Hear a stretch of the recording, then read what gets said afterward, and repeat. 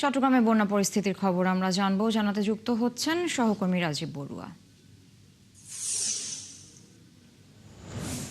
রাজীব, আপনার রিপোর্টে যেমনটি দেখছিলাম যে আজ তো চট্টগ্রাম শহরে জলাবদ্ধতা কমেছে এবং রোদও উঠেছে। তো শহরবাসী কি বলছে এ নিয়ে এবং প্রশাসন থেকে এখন পর্যন্ত কি ধরনের উদ্যোগ নেওয়া হলো? সারা চট্টগ্রামে আজকে 9 দিন পর দুপুরের পরে আসলে রোদ উঠেছে। তো গতকাল রাতে কিছুটা বৃষ্টি হয়েছে এবং সকালেও গুড়ি বৃষ্টি হয়েছিল। তো এই টানা বৃষ্টিপাতের কারণে চট্টগ্রামের আসলে যেসব নিচু অঞ্চল ছিল, যেগুলোতে আসলে একটু ভারী বর্ষণ হলে পানি উঠতো, সেসব জায়গা থেকে পানি কিন্তু সকালের পর থেকে আসলে নেমে গেছে।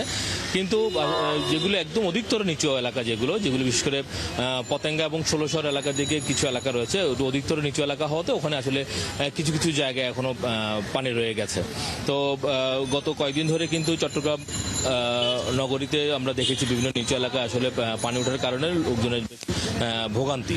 তো দুপুরের পর থেকে যেহেতু রোদ উঠেছে, ফলে লোকজনের মাঝকে কিছুটা স্বস্তি ফিরে এসেছে এবং চট্টগ্রামের যে জলাবদ্ধতা প্রকল্পগুলো রয়েছে, সেই প্রকল্পগুলো নিয়ে আজকে পানি সম্পদ মন্ত্রী এবং চট্টগ্রাম শহরের মেয়র তারা একটা বৈঠক করেছেন এবং তারা দেখেছেন আসলে প্রকল্পের অগ্রগতিগুলো দেখেছেন এবং সেখানে মেয়র বারবার যেটি বলছিলেন যে আসলে প্রায় 70% কাজ শেষ, আগামী বর্ষায় হয়তো পুরোপুরি কাজ শেষ হলে আগামী বর্ষা থেকে পুরোপুরি জলাবদ্ধতা মুক্ত হবে চট্টগ্রাম। এবং পানি সম্পদ প্রতিমন্ত্রী তিনিও বিভিন্ন প্রকল্পগুলো আজকে সকালবেলা ঘুরে দেখেছেন এবং তিনি বলছেন যে আসলে বিগত দিনে এই প্রকল্পটি মূলত 2017 সালে শুরু হয়ে 2022 সালে শেষ হওয়ার কথা ছিল, যে চট্টগ্রাম জলাবদ্ধতা নিরসন যে 4টি প্রকল্পের কাজ, সেই প্রকল্পের কাজ কিন্তু আসলে এখনো শেষ হয়নি।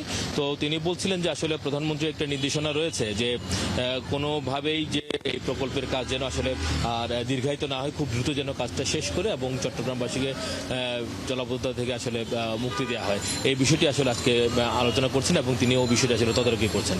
ফলে এখন নগরবাসীও আশা করে আসলে এই জলাবদ্ধতা নিরসন প্রকল্পের কাজটি দ্রুত শেষ হয়ে তারাও যেন আসলে এই জলাবদ্ধতা মুক্ত হয়। সারা রাজীব, ধন্যবাদ যুক্ত হওয়ার জন্য। দর্শক, যুক্ত ছিলেন সহকর্মী রাজীব বড়ুয়া চট্টগ্রাম থেকে। চট্টগ্রামে বন্যা পরিস্থিতির আপডেট তার কাছ থেকে জানছিলাম।